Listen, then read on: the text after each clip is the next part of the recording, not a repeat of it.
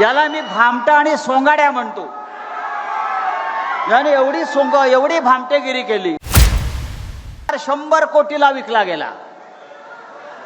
100 कोटीला विकला गेला. 100 कोटीला.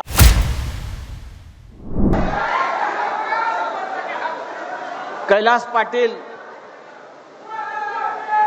यांनी सांगितलेलं आहे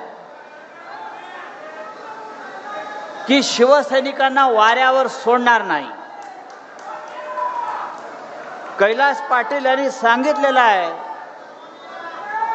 शेवटच्या श्वासापर्यंत उद्धव ठाकरे साहेबांची साथ सोडणार नाही. त्याबद्दल आम्ही सगळे त्यांचे आभारी आहोत.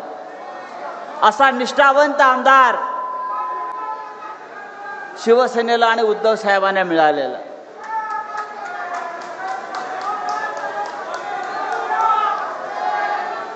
हा जो गद्दार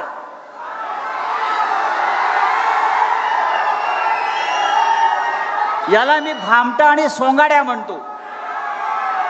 याने एवढी भामटेगिरी केली. प्रत्येक भाषणामध्ये काय म्हणायचा, त्याची भाषणं ऐका तुम्ही. तो म्हणतो मी 2006 साली ग्रामपंचायतीचा सदस्य सुद्धा नव्हतो.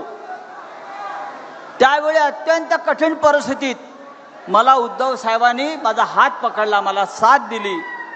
मला 1 वेळा आमदार केलं, 2 वेळा खासदार केलं. अशा परिस्थितीत मी पद आणि पैशासाठी उद्धव साहेबांना कधीच सोडणार नाही. मग आता काय केलंस गद्दारा? अरे भामट्या, आता काय केलेलं आहे? हा तुमचा खासदार 100 कोटीला विकला गेला. 100 कोटीला विकला गेला. 100 कोटीला.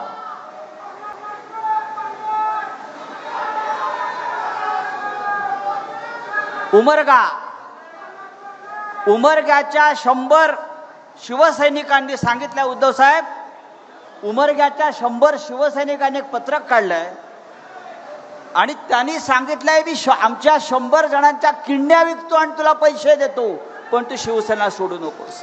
ही निष्ठा आहे. किंड्या विकून त्याला पैसे द्यायला तयार झालेले आहेत. तरी हा माणूस गेला. सर्व काही मिळालं, आमदार केलं, खासदार केलं, ठाकरे कुटुंबाचं प्रेम मिळालं, शिवसैनिकांचं प्रेम मिळालं. आणि तू जो खासदार झालास तो काय तुझ्या स्वतःच्या ताकदीवर आणि हिमतीवर झाला नाहीस. या हजारो शिवसैनिकांनी तुझ्यासाठी मेहनत केली, कष्ट केले, त्याग केला. आणि त्याग सुद्धा साधा नाही.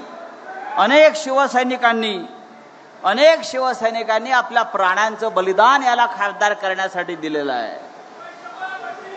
7 मे 2024 ला समाधान पाटील, 7 मे 2024 ला भूम तालुक्यातल्या पाटसांगवी गावातला शिवसैनिक समाधान पाटीलची हत्या झाली. मतदान केंद्राच्या बाहेर. ती हत्या कोणी केली? ती हत्या शिंदेच्या लोकांनी केली. शिंदे गटाच्या गंडाने केली ती हत्या. आणि आज हा खासदार त्या मारेकरांच्या गोटामध्ये जाऊन बसलेला आहे. लाज वाटली पाहिजे. ज्याने तुझ्यासाठी प्राणांचं, त्याला विचारलंस, त्याच्या आत्म्याला विचारलंस की तू माझ्यासाठी प्राणाचं बलिदान केलंय, तुझी हत्या झाली, मी पक्ष सोडू का?